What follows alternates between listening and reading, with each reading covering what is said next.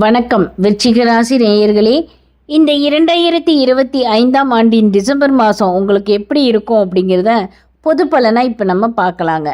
இந்த மாதம் பார்த்திங்கன்னா உங்களுக்கு மாற்றங்களும் சோதனைகளும் கலந்த மாதமாக இருக்குங்க.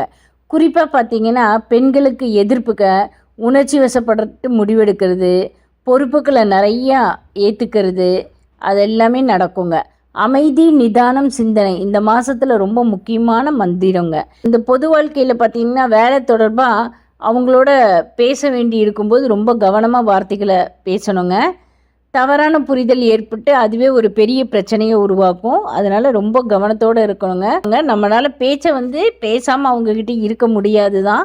ஆனாலும் கொஞ்சம் கவனத்தோடு நிதானத்தோடு பேசினோம்னா நம்ம வார்த்தைகள் கடுமை இல்லாமல் நல்ல விதமாக வருங்க. அதனால பிரச்சனைகள்லேருந்து நம்ம தப்பிச்சுக்கலாங்க. இந்த மாதம் பார்த்திங்கன்னா மனசில் குழப்பம் அதிகமாக இருக்கும். எந்த விஷயத்துலையும் முடிவெடுக்க முடியாத தடுமாற்றம் ஏற்படுங்க. உணர்ச்சி வசப்பட்டு எடுக்கிற முடிவுகள் எல்லாமே நம்மளுக்கே பாதகமாக அமைஞ்சிரும்.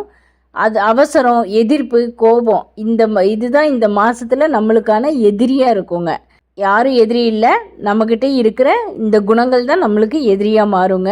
நேர்மையாகவும் நியாயமாகவும் செயல்பட்டோம் அப்படின்னோம்னா நம்மளுக்கு வேலை செய்கிற இடத்துல தொழிலில் நல்ல பாராட்டு, கௌரவம், மதிப்பு, உயர்வு எல்லாமே கிடைக்குங்க. வேலையில் இருக்கவங்களுக்கு பதவி உயர்வு, வருமான உயர்வு இது எல்லாமே எதிர்பாராத மாற்றல் இது எல்லாமே அவங்களுக்கு கிடைக்குங்க. வியாபாரம் செய்கிறவங்களுக்கு வாடிக்கையாளரோட நம்பிக்கை அதிகரிக்குங்க.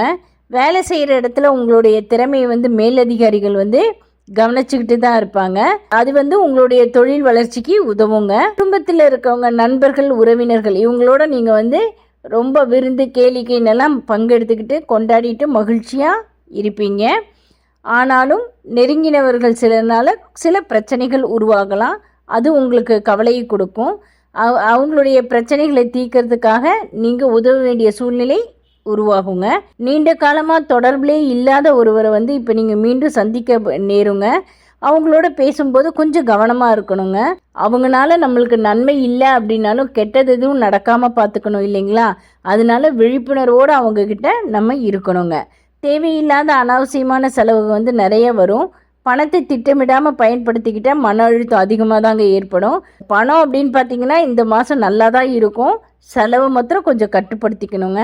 எல்லாரிடமும் நீங்கள் எல்லார்கிட்டையும் நிதானமாக பேசணுங்க. உணர்ச்சியை விட புத்தியை தான் நம்ம அதிகமாக யூஸ் பண்ண வேண்டி இருக்கும். பிரச்சனைகளை தவிர்த்துக்கணும், நிதானமாக சமாளிக்கலாங்க. தேவையில்லாத செலவை கட்டுப்படுத்திக்கணுங்க.